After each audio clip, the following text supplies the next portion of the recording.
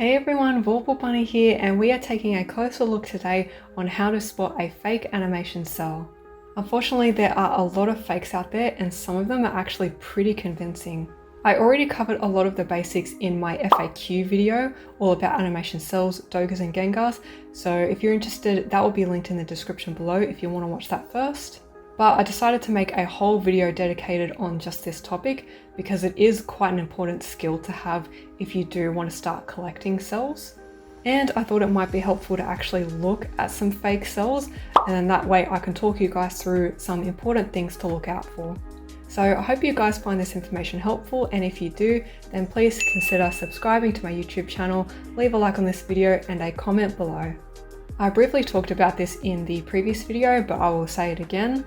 If you see the same piece have multiple ads on either the same or different auction websites using the same picture, same ad, same everything, but they're different sellers, that is a major red flag. So even if the picture is of an authentic cel, if you see the same picture over and over again, you really don't know who's selling the real one, if at all, if it's even available. There are lots of instances where people will take someone else's photo and try to sell it, but the actual cel itself is still with the collector and it isn't for sale. If you are looking at a piece online and you think it is genuine, but there is still a bit of that uncertainty, definitely don't be afraid to ask questions to the seller. If the seller dodges questions or gives vague answers or they don't know basic information, and they're not willing to also provide additional photos, that also is a major red flag. Sellers usually should be willing to help or at least try to find out certain things. So if they're not willing to cooperate, then I would just walk away. Original animation cels were all done by hand. They were from decades ago and they were handled by multiple people during the production process for the animation. So because of that, having a cel that actually has imperfections and signs of age and use are definitely green flags. Common imperfections can be things like tape residue, light scratches, even little flecks of dirt or paint or ink blots that are misplaced. Things like that are actually good indicators that it was used, therefore making it more authentic. If an animation cel just looks way too clean, way too perfect, then that's definitely suspicious and you should definitely question that.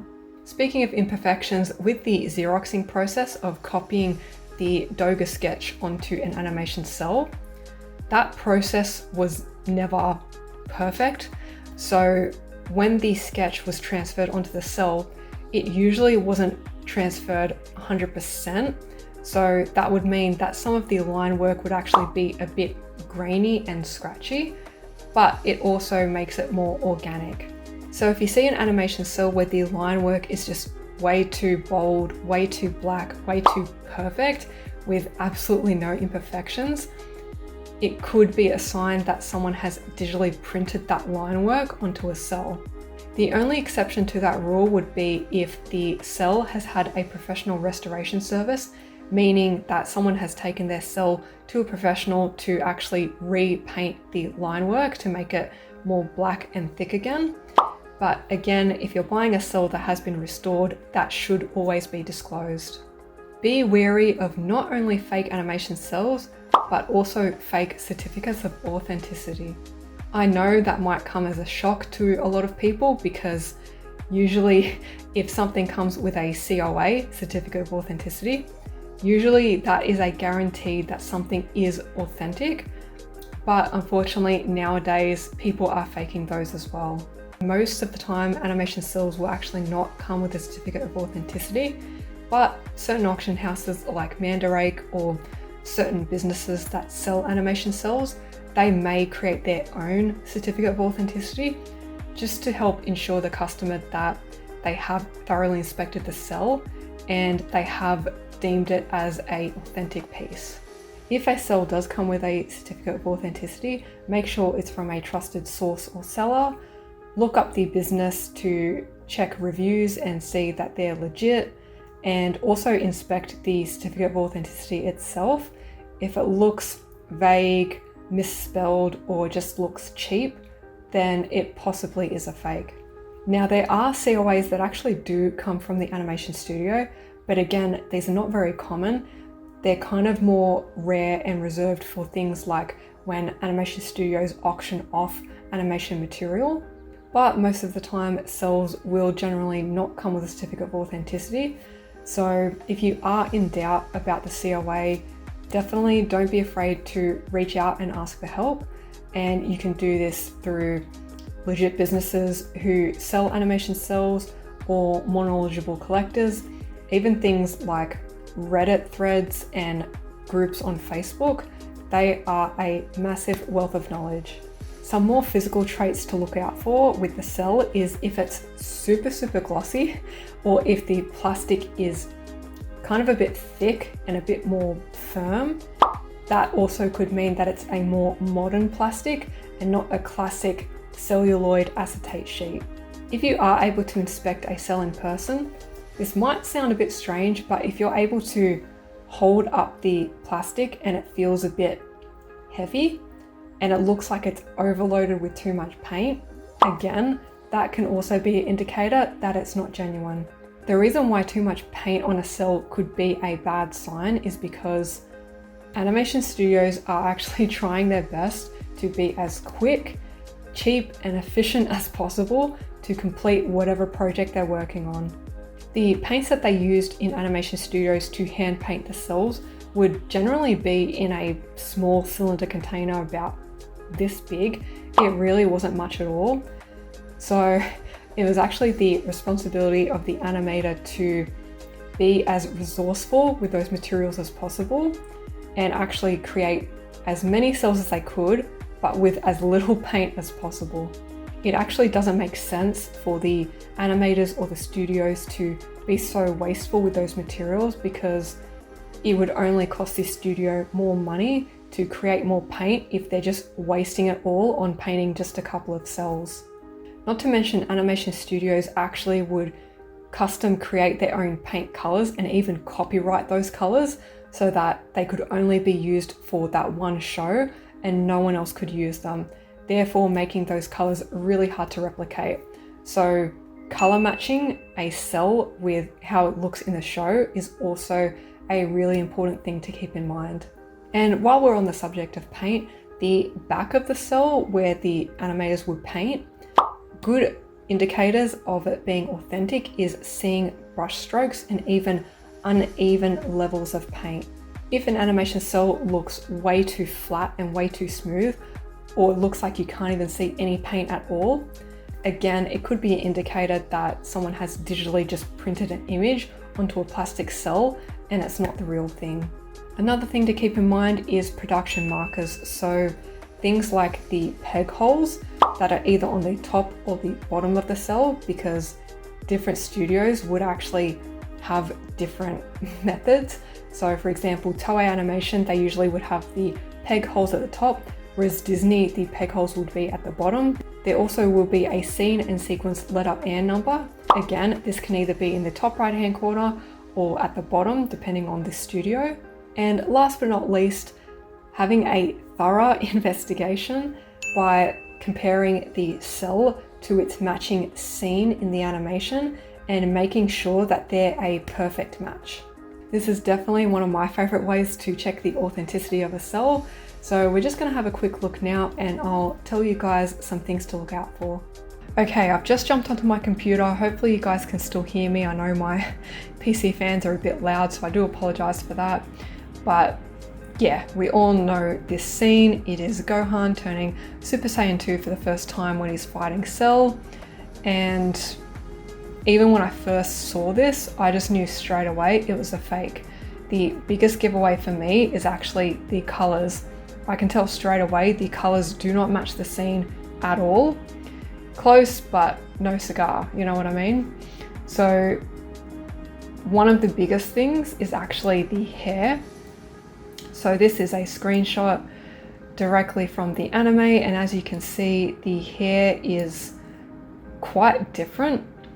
So especially the highlights, so see how here the highlights of his hair is just this, it's pretty much white really, but here it's still like a beautiful light golden yellow.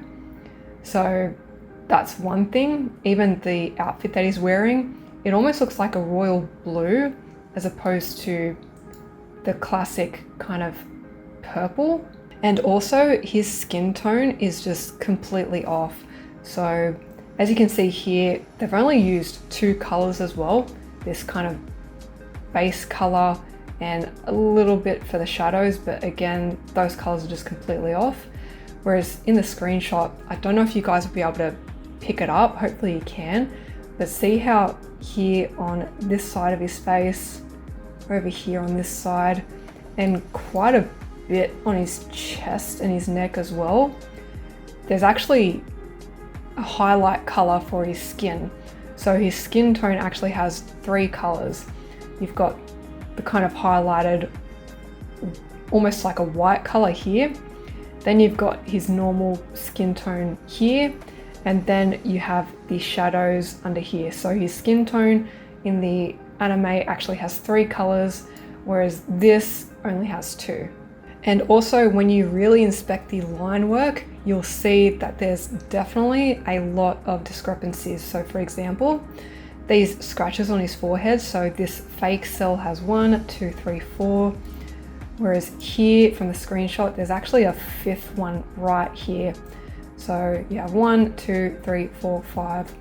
Just the way that the blood is smeared is just completely off, not to mention this looks like it's only one shade of red, whereas here you can see like there's a bit of a darker color there, and then here it's a little bit lighter.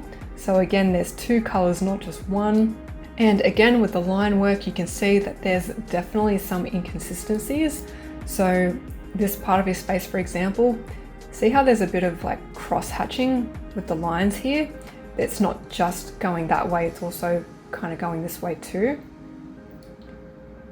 This doesn't have it. It's just not there at all. They've just drawn lines going that way, and they're not exactly the same.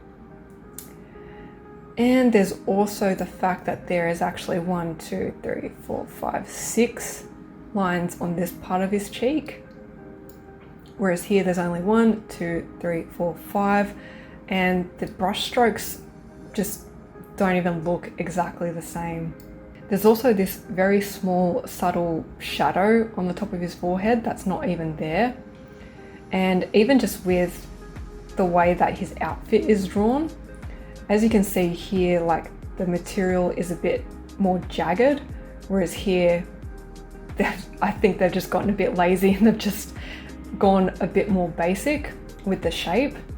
So yeah, I know I'm scrutinizing this a lot, but honestly, you absolutely have to, because Cels cost a lot of money and you want to make sure you are getting the real thing. So you absolutely have to really analyze every little detail when you're deciding whether to purchase one or not. I mean, I could go on, but again, just quickly with the line work, see how his eyebrow here has 3 lines.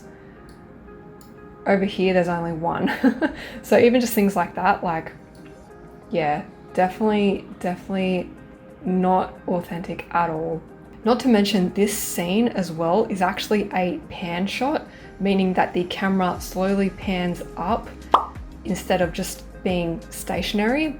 So because of that, it actually would mean that this Cel should actually have more to it than just being cut off so close to where the hair is here and his chest. The pan shot goes from a bit lower in his chest to a bit more up. So there actually would be more painted on his chest if it was the real thing. So that's another thing to look out for, whether the Cel that you're looking at is a pan shot, because if it is, it will actually be a bit more bigger and show a bit more than what is on the in the scene. Okay, next up we have I'm sorry, it's just so bad. Okay, again, we all know this scene, right? It is a classic. It is Goku turning Super Saiyan for the first time in his epic battle with Frieza on planet Namek. And it's funny because it's actually the same seller who's selling this one and also the fake Gohan cell that we just looked at. So yeah, they're probably trying to pass them off as genuine, and it's just like, okay, cool story, bro. So again, when I first looked at this, it was very obvious to me that this is a fake, namely again because the colors are just not accurate to the anime at all. So for comparison, let's look at the glorious screenshot. Yeah, that's just so much better, so much better. Again, you can tell straight away, just even the color of the hair alone is enough to tell you that it's not genuine. It looks like they actually got the highlights of his hair a bit more closer to what's in the anime this time, but the actual color of his hair, it almost looks like here it's like this dark mustard, almost a brown color, whereas here it is a glorious golden Super Saiyan color. And again, it might be hard to pick up on my computer, I'm not sure, but he does have a lot of areas on his neck and his face that are highlighted. So again, he has 3 colors on his skin tone, not 2. So see how here it's only just this one base color and then a bit of the shadows. So yeah, there's only 2 colors on the fake Cel, whereas here there's a big area of like this light cream color here, a lot on his face here, up here, and on his neck here. So yeah, there's 3 colors. There's that highlight, there's this mid-tone skin color right here, and then of course you have the shadows in these darker areas.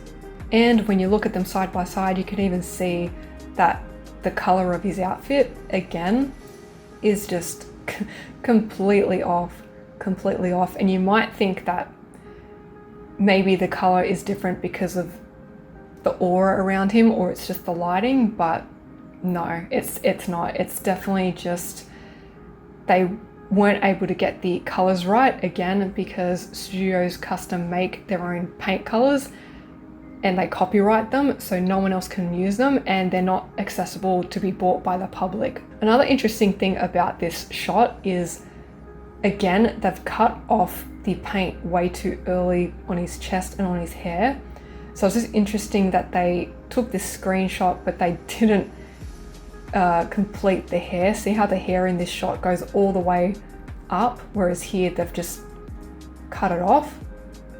And again, this is actually a full pan shot of Goku's body. So right from his feet all the way up to this shot here is a pan shot. So this Cel would actually be a pretty large oversized Cel that would show Goku's entire body. It wouldn't just be a cut off portrait of him. And again, with the line work, let me count the ways that this is not a real Cel. Okay, first up, something quite obvious to me as well is there's this part of his hair that is actually just missing completely from this Cel, which is kind of hilarious. There's also the line work on his shirt as well. See how here it's really round, whereas here it's actually like a bit more jagged and a bit more textured. So that's something quite obvious. And I actually thought this was funny too. Again, they must have just gotten lazy as they were painting this, because see how they've made his arm kind of round here at the shoulder, but then they've just like gone down with the line here. Whereas here it actually, like, you know, he's supposed to be a bit more buff and muscly. So yeah, he actually has like a bit more rounded muscle here on his arm, but here they've just gone straight down. I guess they just couldn't be bothered. After creating so many fake Cels, they just got a bit tired and lazy, I guess. And again, with some of the line work on his face, there's just some strokes that are just completely missing. So see here, there's 1, 2, 3. And here there's only 1, 2.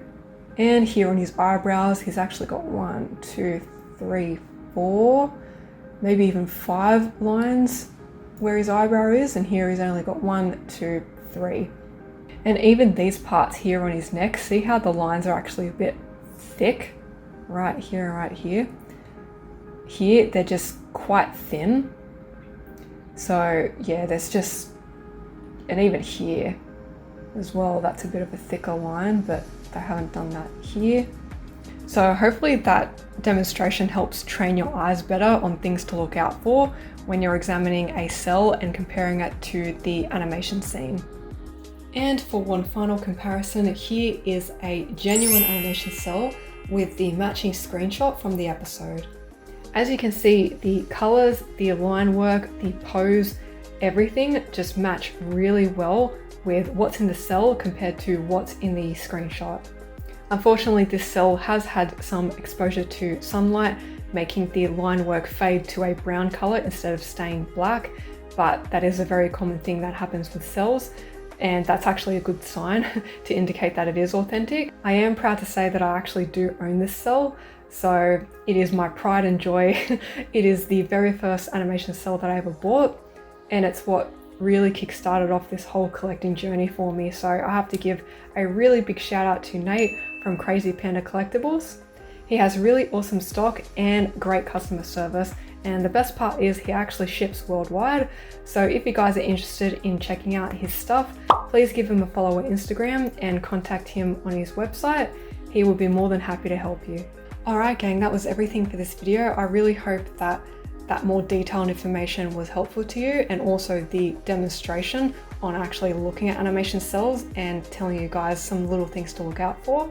I've been fortunate where I have actually met some really cool people in this hobby, and they've just been an absolute wealth of knowledge. So you guys know who you are. Thank you so much for everything. And yeah, I really can't wait to see everyone's collections grow and everyone hit certain grail pieces that they're after. It's just been really fun. And on that note, I wish you guys all the best on your collecting journey. And as usual, please take care of yourselves, and I will see you guys in the next one.